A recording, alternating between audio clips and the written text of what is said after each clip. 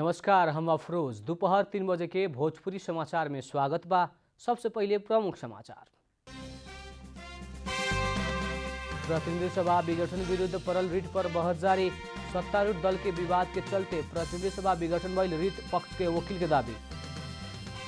Party भीतर विवाद के मुख्य जड़ प्रधानमंत्री केपी शर्मा ओली रहल। नेकपा दाहाल नेपाल पक्ष के अध्यक्ष माधव कुमार नेपाल के दावी। ओली के कुचेष्टा से देश अस्थिर बनते गईल आरोप। उद्योग तथा व्यवसाय से प्रयोग करते आयल विद्युतीय डिमांड शुल्क छूट आज से कार्यान्वयन में।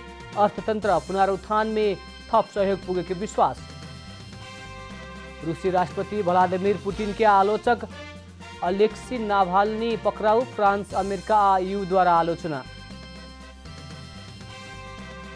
प्रधानमंत्री कप में गंडकी प्रदेश की पहल का जीत। प्रदेश 1-2 विकेट से हारल।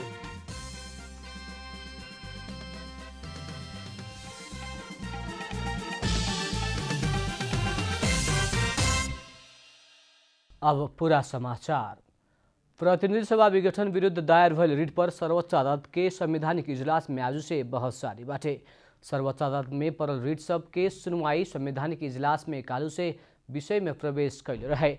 दोसर दिन के बहस आज रिट निवेदक के तरफ से अधिवक्ता दिनमणि पोखरेल कैले बानी। इतवार के पहिलका दिन निवेदक के तरफ से 4 गो वकील से बहस करे के कार्यक्रम में सत्तारूढ़ दल के विवाद से प्रतिनिधि सभा विघटन भइल दावी कैले रहे। प्रधानमंत्री की सिफारिश में राष्ट्रपति बीतल पुस 5 गते प्रतिनिधि सभा विघटन की घोषणा करके आवेला वैशाख 17-27 गते खातिर चुनाव की घोषणा कैले रहने। संसद विघटन संविधान के खिलाफ रहल कहत पुनर्स्थापना के मांग करके सर्वोच्च अदालत में 1 दर्जन से भी ज्यादा रिट निवेदन सब फरल बा। रिट पर प्रधान न्यायाधीश चुलेन्द्र शमशेर राणा सहित के संवैधानिक इजलास में सुनवाई हो रहल बा।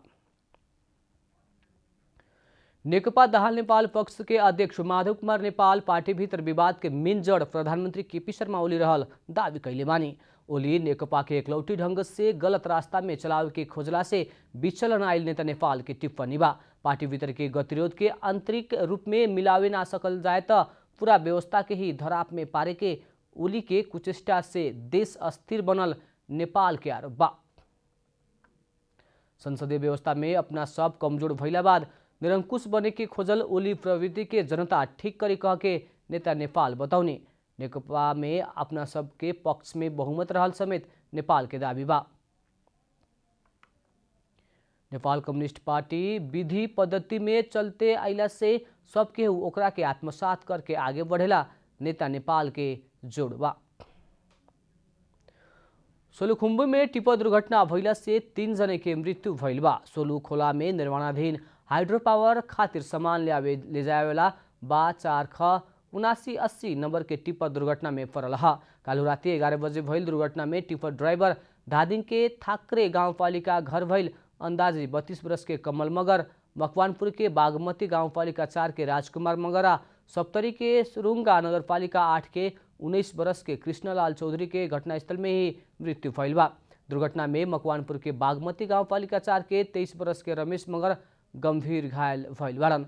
86 मेगावाट के सोलुखोला दूधकोशी हाइड्रो पावर खातिर ग्याविन जालिया रड लेके गईल टिप्पर दुर्घटना में पड़ल हा। झापा के दमक में एम्बुलेंस ऑटो ठोकैला से 2 जने के मृत्यु भइल बा। ट्राफिक प्रहरी के मुताबिक पूर्व पश्चिम राजमार्ग के दमक 4 स्थित ताराबारी सड़क खंड में पूर्व से पश्चिम जा रहल में एक 1246 नंबर के एम्बुलेंस विपरीत रास्ता से आ रहल ऑटो रिक्शा एक आपस में ठोकाइल रहे। आज सवेरे करीब 9:45 में भइल दुर्घटना में ऑटो रिक्शा चलावे वाला मोरंग उलराबारी नगरपालिका वार्ड नंबर 4 के 50 वर्ष के वीरेंद्र बुढ़ा ठोकी ओमे सवार झापा के रमेश श्रेष्ठ के मृत्यु भइल हा। दुर्घटना में बाकी 3 जने घायल भइल बा। भोजपुरी समाचार में अब छोट विश्राम।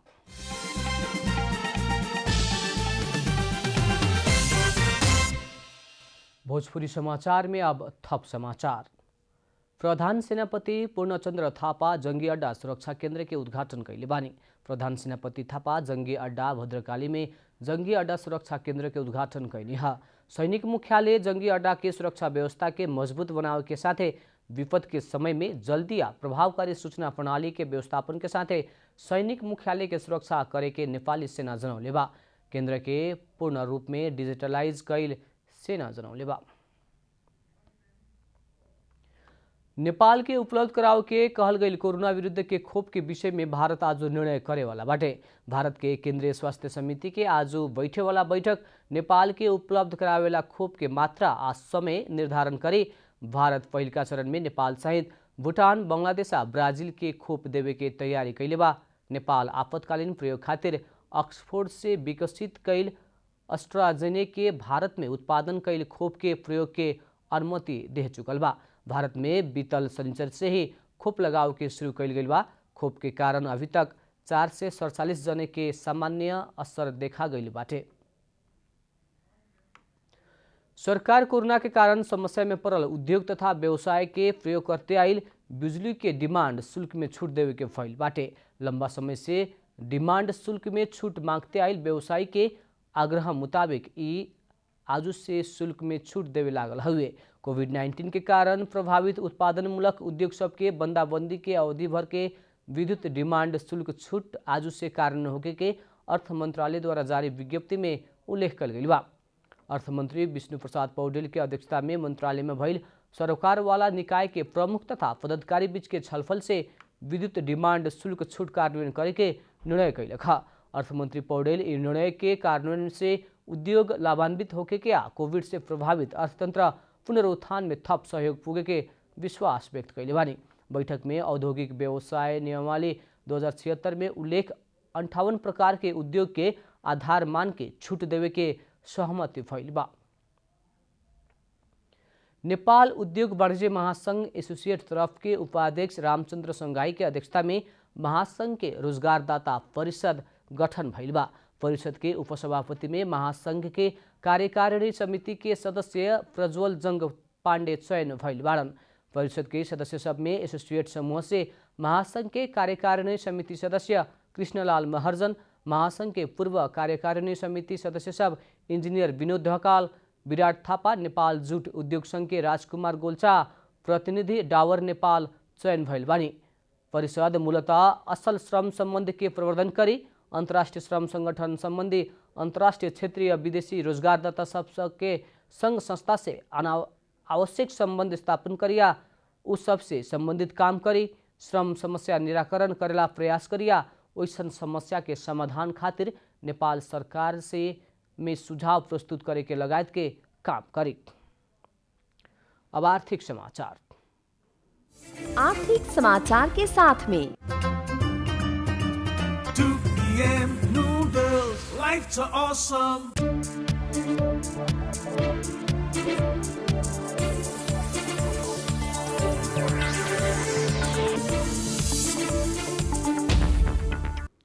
आज सोना के भाव तोला में 200 रुपया से घटल बाटे। बाजार में छापा वाला सोना प्रति तोला 91,600 रुपया में कारोबार हो रहल नेपाल सुनचादी व्यवसायी महासंघ जनौले बा। कालू छापा वाला सोना प्रति तोला 91,800 रुपया में कारोबार भइल रहे। तेजाबी सोना प्रति तोला 91,100 रुपया में कारोबार हो रहल महासंघ जनौले बा। चांदी प्रति तोला 1,230 रुपया में किन बेच हो रहल बा। अंतर्राष्ट्रीय बाजार में सोना प्रति औंस 1,828 डॉलर हाराहारी में कारोबार हो रहल बा। भोजपुरी समाचार में अब छोट विश्राम।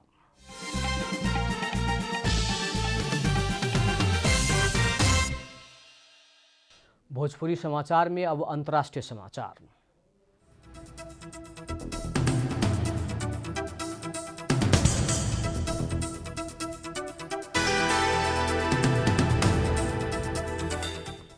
रूसी राष्ट्रपति व्लादिमीर पुतिन के आलोचक अलेक्सी नाभाल्नी जर्मनी से रूस पुगल लगत्ते पकड़ाउ पड़ल बाड़न। नाभाल्नी के रूस के शेरेमेटिवो विमानस्थल से प्रहरी नियंत्रण में लेहलक।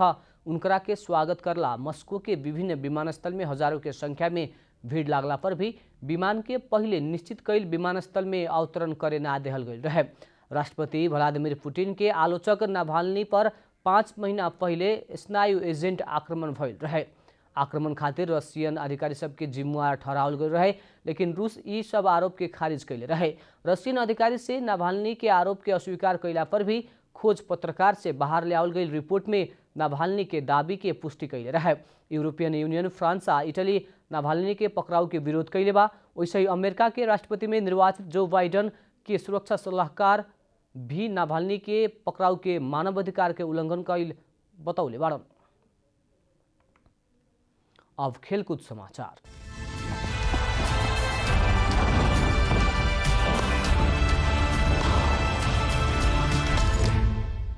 गण्डकी प्रदेश प्रधानमंत्री कप राष्ट्रीय पुरुष क्रिकेट प्रतियोगिता में पहिलका बार जीत हासिल कैले बा। मुलपानी क्रिकेट मैदान में आज प्रदेश 1 के 2 विकेट से हरावत गण्डकी पहिलका जीत निकल खा। प्रदेश 1 से देहल 103 रन के लक्ष्य गण्डकी 37 ओभर में 8 विकेट गंवा के पूरा कैल खा।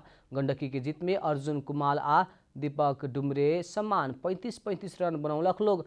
प्रदेश 1 के मीनाज थापा शुभ शंकर उरा 2-2 विकेट लेहलक लोग। इससे पहले टॉस जीत के पहले बैटिंग कैल प्रदेश 1 27 ओवर 4 बॉल में ऑल आउट होके 102 रन बनौले रहे। प्रदेश 1 के कप्तान सिद्धांत लोहनी 24 मीनाज थापा 22 रन बनौले रहे लोग। प्रदेश 1 के सस्ते में समेटेला गण्डकी के विशाल पौडेल हैट्रिक सहित 4 विकेट लेहले रहलन। जिस संगे समूह ए में रहल गण्डकी 2 खेल में 2 अंक जोड़ले बाटे। प्रदेश 1 के ई लगातार दोसर का हार हुए। पहिल का खेल में गण्डकी आर्मी से आ प्रदेश 1 एफएफ से हारल रहे। अंत में प्रमुख समाचार फिर एक बेर। प्रतिनिधि सभा विघटन विरुद्ध परल रिट पर बहस जारी। सत्तारूढ़ दल के विवाद के चलते प्रतिनिधि सभा विघटन भइल रिट पक्ष के वकील के दावी। पार्टी भीतर विवाद के मुख्य जड़ प्रधानमंत्री केपी शर्मा ओली रहल। नेकपा दाहाल नेपाल पक्ष के अध्यक्ष माधव कुमार नेपाल के दावी। ओली के कुचेष्टा से देश अस्थिर बनते गई आरोप। उद्योग तथा व्यवसाय से प्रयोग करते आयल विद्युतीय डिमांड शुल्क छूट में आज से कार्यान्वयन में अर्थतंत्र पुनरुत्थान में थप सहयोग पुगे के विश्वास। रूसी राष्ट्रपति व्लादिमीर पुतिन के आलोचक एलेक्सी नाभाल्नी पकड़ाव। फ्रांस अमेरिका EU द्वारा आलोचना। प्रधानमंत्री कप में गण्डकी प्रदेश के पहिल का जीत। प्रदेश 1 2 विकेट से हारल।